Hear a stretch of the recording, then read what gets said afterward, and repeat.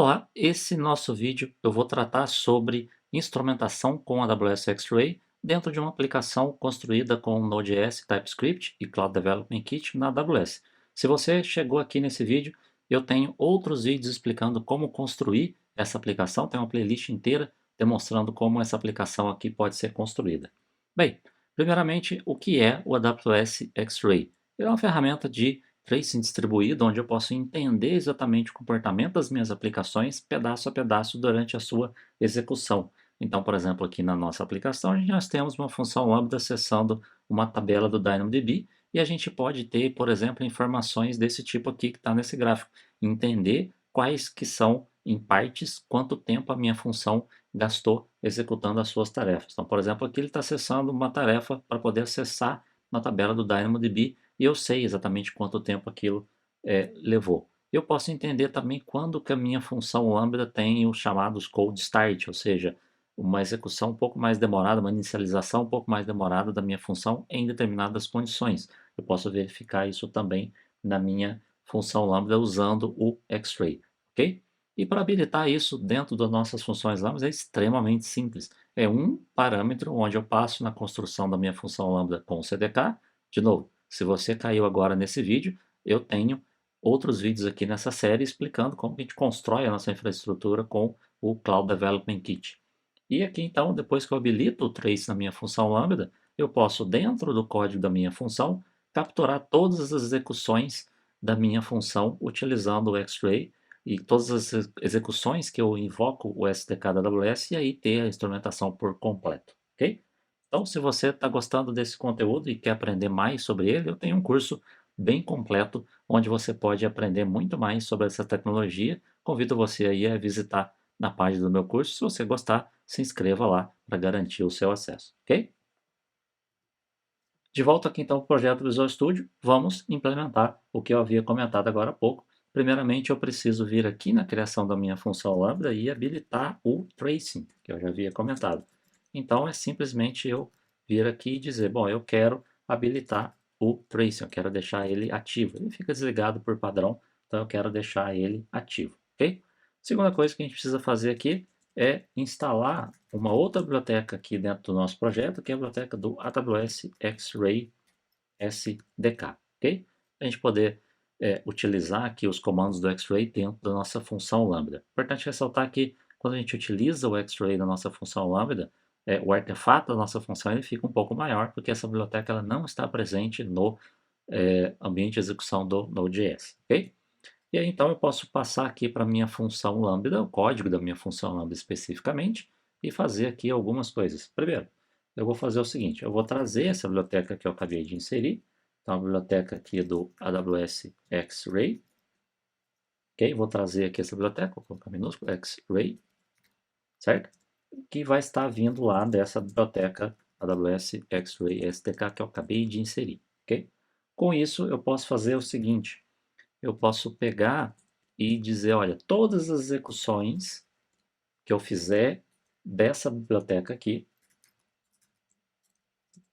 AWS SDK, não confunda aqui com CDK, que é para construir infraestrutura, SDK, todas as execuções realizadas utilizando essa biblioteca SDK, por exemplo, que é o que a gente faz toda vez que a gente acessa a tabela, a gente utiliza o SDK da AWS, eu quero instrumentar, ou seja, eu quero medir o tempo especificamente para acessar aquelas operações, para saber qual operação foi feita e quanto tempo gastou. Então não é só o tempo total da função lambda, e sim os pedaços em que ela executa. E é só isso para a gente poder instrumentar a nossa função lambda. É bem simples, ok? Então eu vou executar aqui o comando, eu vou, por exemplo, eu posso fazer aqui um deploy all, não precisaria, poderia passar só o nome daquela stack, mas eu vou passar aqui cdk deploy all para fazer deploy de toda a minha infraestrutura, e aí daqui a pouquinho a gente já volta para poder fazer os nossos testes. Pronto, meu processo de deployment aqui já foi concluído e agora eu vou abrir aqui o meu Postman e, por exemplo, eu vou criar aqui um novo produto, produto 5, por exemplo. A minha ideia é olhar no console do X-Ray quanto tempo eu gastei acessando a tabela do DynamoDB, quanto tempo a minha função lambda gastou executando essa operação aqui, ok?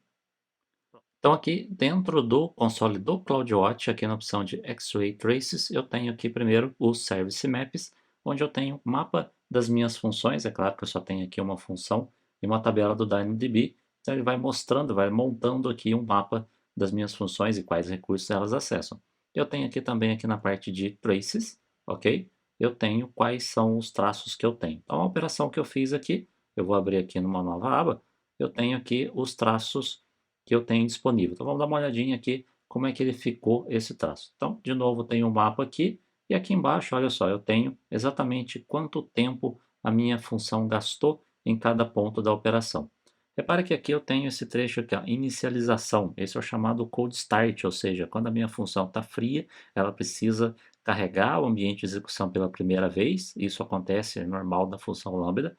As execuções subsequentes logo após ela não tem essa parte aqui de invocação. E aí eu tenho a operação que eu fiz de put item para criar um elemento, gastou esse tempo aqui, mas é claro que isso aqui está dentro do contexto do code start, então tudo fica um pouco mais lento mesmo. E eu tenho aqui a seção da minha tabela products. Vamos fazer aqui uma outra operação, por exemplo, de listar todos os produtos. Vou também fazer aqui uma operação para buscar um produto específico lá da minha tabela do DynamoDB, por exemplo, essa daqui, ó, buscar esse produto específico lá da minha tabela da DynamoDB, só para a gente poder entender operações diversas que a gente pode ter lá na tabela do DynamoDB. Pronto, fiz mais duas operações aqui. Vou voltar aqui na minha lista de traços do meu X-Ray, ok? Demora um pouquinho para aparecer aqui os traços, então se você não apareceu aí, por enquanto é só aguardar um pouquinho que aparece mais. Então tá aqui, ó, eu vou abrir, por exemplo, essa operação aqui, ó, gastou quase um segundo, vou abrir ela aqui. Vamos ver qual operação que ela se trata. Eu consigo ver, essa aqui foi a operação de scan, de buscar todos os produtos na tabela da MDB. Veja que também aconteceu aqui um cold start. Eu consigo saber qual operação, se houve ou não um cold start e quanto tempo aquelas operações levaram para acontecer. Se eu abrir o outro trace que eu fiz, que é para buscar um produto específico pelo seu ID, veja a diferença no tempo aqui, ó. Não é porque essa daqui foi uma scan que demorou muito, mas sim porque houve um cold start durante a execução dessa minha operação aqui. Se eu baixar mais um pouquinho aqui, ó, veja que aqui não tem mais aquele inicialização.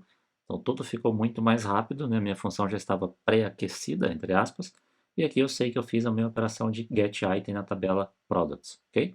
Então aqui eu consigo ver exatamente quanto tempo e quais operações a minha função lambda está gastando. Uma operação interessante aqui, por exemplo, vou pegar aqui uma operação para pagar um produto, aliás, alterar um produto pelo seu ID. Não importa muito aqui o que eu vou alterar, eu nem vou alterar de fato, vou alterar só o preço, por exemplo. Alterar aqui o preço do produto para 55, certo? E vou mandar uma requisição aqui para ele alterar esse produto aqui. Então veja que a gente, quando a gente construiu nossa função lambda, a gente faz várias coisas. Primeiro, verifica se o produto com esse ID de fato existe. A gente também retorna o produto que foi alterado e faz a alteração, obviamente, que é o principal. Então vamos dar uma olhadinha lá como é que ficou. A gente fez várias coisas, mas será que a gente teve vários acessos à tabela do DynamoDB? Isso também é algo interessante que a gente pode utilizar o X-Ray para entender, né? Será que a nossa função está executando várias operações na mesma tabela? Isso a gente pode otimizar o nosso código para isso, ok? Então, aqui, se a gente visualizar, ó, na verdade não, olha, a gente só fez uma operação de update. Tudo está dentro de uma única operação. Então, eu fiz uma única requisição à tabela do DynamoDB, o que torna o nosso código muito mais eficiente. Eu posso ver isso com o X-Ray, ok? Espero que vocês tenham gostado dessa playlist. Vou encerrando por aqui. Se você quiser mais conteúdo, comenta aqui nos vídeos e não se esqueça de se inscrever no meu curso. Eu tenho muito mais conteúdo para falar sobre isso. Só escanear esse QR Code aqui, você vai cair direto na página do curso.